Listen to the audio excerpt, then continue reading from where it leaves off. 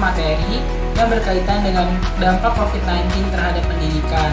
Sebelumnya, izinkan kami untuk memperkenalkan diri terlebih dahulu. Perkenalkan, nama saya Afif Nur Fauji dari program studi S1 Manajemen Fakultas Ekonomi. Perkenalkan, nama saya Tunda Wajini dari kelompok 12 jurusan S1 Manajemen. Perkenalkan, nama saya Usain Dudung dari D3 Manajemen Pemasaran Fakultas Ekonomi UNJ 2020. Halo, perkenalkan, nama saya Muhammad Zidan Ramadan, saya jurusan S1 Manajemen Fakultas Ekonomi. Perkenalkan, nama saya Siti Khadijah dari kelompok 12, saya dari Prodi Manajemen Pemasaran. Perkenalkan, nama saya Latifah Lisha Ikhwan, biasa dipanggil Lisha, dari kelompok 12 jurusan S1 Manajemen. Perkenalkan, nama saya Muhammad Arandi Fadilah, saya dari Prodi Manajemen Fakultas Ekonomi Universitas Negeri Jakarta. Perkenalkan, nama saya Anissa Rizdanika dari Prodi S1 Manajemen. Halo semua, perkenalkan nama saya Sahlan April Ramadan dari Prodi S1 Manajemen. Perkenalkan, nama saya Muska Nabila dari kelompok 12 Prodi D3 Manajemen Pemasaran. Perkenalkan, nama saya Rizky Muhammad Daniel, nama panggilan saya Daniel, saya dari Prodi Manajemen Pemasaran. Halo, perkenalkan, nama saya Novia Ayu dari Prodi Manajemen Pemasaran. Nama saya Yana Seiko Sopapua dari Prodi S1 Manajemen 2020. Saya siap mensukseskan acara PKKMB Manajemen Fakultas Ekonomi Universitas Negeri Jakarta.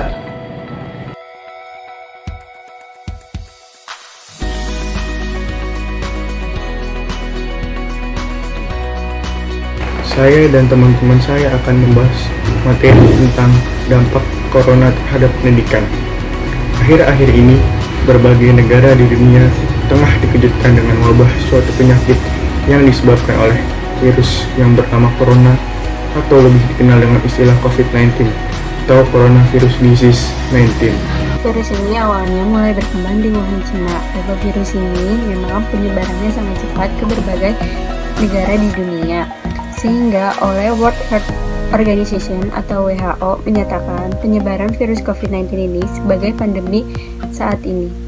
Hal ini menjadi permasalahan yang harus dihadapi oleh seluruh dunia saat ini untuk melakukan berbagai kebijakan termasuk di negara Indonesia sendiri. Indonesia pun juga merasakan dampak penyebaran virus ini. Semakin hari, semakin cepat penyebaran ke sejumlah wilayah di Indonesia. Akibat dari COVID-19 ini menyebabkan diterapkannya berbagai banyak kebijakan untuk memutus mata rantai penyebaran COVID-19 di Indonesia. Mulai dari peringatan physical distancing, menutup pusat-pusat keramaian, sampai berlakunya pembatasan sosial berskala besar atau yang biasa disebut PSBB.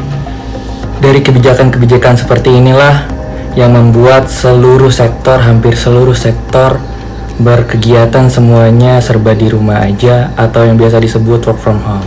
Semua bidang kehidupan merasakan dampak dari COVID-19 ini, baik dalam bidang kesehatan, ekonomi, bahkan sampai bidang pendidikan pun ikut merasakan dampaknya. Salah satu kebijakan pemerintah dalam bidang pendidikan yang saat ini juga kita rasakan adalah pembelajaran jarak jauh secara daring. Pembelajaran jarak jauh adalah sistem belajar yang ditetapkan oleh pemerintah pada tahun ini guna menekan laju penyebaran virus corona. Pro dan kontra dialami semua pihak selama pembelajaran jarak jauh ini. Banyak yang mengeluh, tetapi tidak jarang juga yang bersyukur karena ditetapkannya sistem ini. Banyak pula dampak positif dan negatif yang dirasakannya saat ditetapkannya belajar online ini. Positifnya, setelah pendidik mampu menguasai berbagai sarana pembelajaran online, maka akan terciptanya pemikiran mengenai metode dan model pembelajaran lebih bervariasi belum pernah dilakukan oleh pendidik. Misalnya, guru membuat konten video kreatif sebagai bahan pembelajarannya. Selain itu, penggunaan teknologi dalam menyelesaikan tugas para siswa juga dapat menimbulkan kreativitas di kalangan siswa itu sendiri dalam mengembangkan pengetahuan yang telah mereka miliki. Dengan metode pembelajaran yang bervariasi dari guru, mereka dapat menciptakan suatu produk pembelajaran kreatif yang dapat mengembangkan pemikiran melalui analisis mereka sendiri tanpa harus keluar dari pokok bahasan materi yang telah disampaikan oleh guru. Pembelajaran yang dilakukan dari rumah dapat memudahkan orang tua dalam memonitoring dan mengawasi perkembangan belajar anak secara langsung. orang tua jadi lebih mudah mengawasi dan membimbing belajar anak dari rumah secara langsung. Hal tersebut akan menimbulkan komunikasi yang lebih intensif dan hubungan kedekatan antara anak dan orang tua yang lebih erat. Orang tua dapat melakukan pembimbingan secara langsung terhadap anak mengenai materi yang belum dimengerti oleh anak. Selain dampak positif, ada juga dampak negatif yang dirasakan oleh siswa dan guru. Dengan sistem pembelajaran secara daring ini, terkadang muncul berbagai masalah baru yang dihadapi oleh siswa dan guru, seperti belum terselesaikannya materi yang diberikan oleh guru, kemudian guru tersebut mengganti dengan tugas yang lain. Hal ini menjadi keluhan bagi para siswa karena tugas yang diberikan oleh guru menjadi lebih banyak. Pada pendidikan, permasalahan lain dari adanya sistem pembelajaran secara online adalah akses informasi yang terkendala oleh sinyal yang menyebabkan lambatnya dalam mengakses informasi. Siswa terkadang tertinggal dengan informasi akibat dari sinyal yang kurang memadai. Akibatnya, mereka terlambat dalam mengumpulkan suatu tugas yang diberikan oleh guru. Belum lagi bagi guru yang memeriksa banyak tugas yang telah diberikan pada siswa, membuat ruang penyimpanan gadget semakin sangat terbatas. Bermain dengan serius. Bermain salah satu metode hibur dari wujud usaha kreatif dalam pengembangan kualitas pembelajaran mata pelajaran apapun. Bahasa Indonesia misalnya, banyak tantangan yang menarik dan membuat kita memiliki semangat baru ketika memasuki dunia bahasa Indonesia. Dengan adanya tantangan demi tantangan itu, kreativitas pun muncul. Salah satunya adalah penerapan metode hibur. Dengan adanya tantangan-tantangan tersebut, aktivitas kita pun muncul, sehingga terjadilah penerapan metode hibur. Dan yang terakhir, tugas pendidik sebagai motivator dan fasilitator. Tugas pengajar sebagai motivator dan fasilitator sangatlah penting. Melalui metode hibur, pembelajar tanpa terasa terlibat aktif, bersemangat belajar, dan menjadi pusat pembelajaran di tengah rangkaian proses belajar mengajar.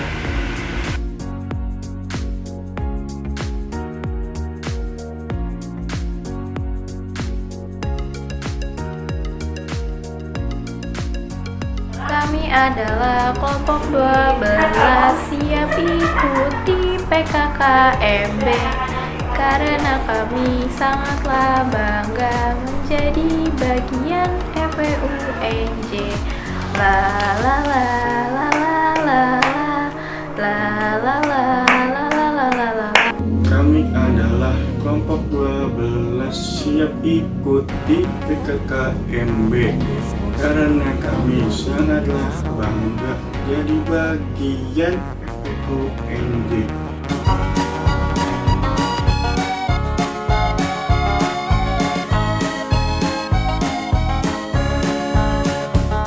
Kami adalah kelompok 12, siap ikuti PKKMB karena kami sangatlah bangga menjadi bagian FPUNJ. La la la la la la la la la la la la la la la. Kami adalah kelompok 12, siap ikuti PKKMB karena kami sangatlah bangga jadi bagian FPUNJ. La la la la la la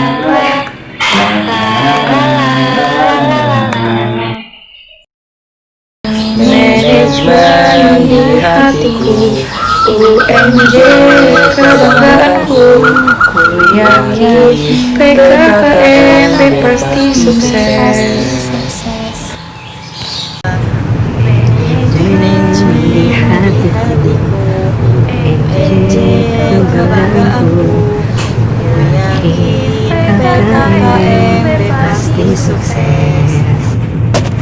Manajemen di hatiku, UNJ kebanggaanku, ku yakin PKKMB pasti sukses. Manajemen di hatiku, UNJ kebanggaanku, ku yakin PKKMB UMKM. Stay sukses.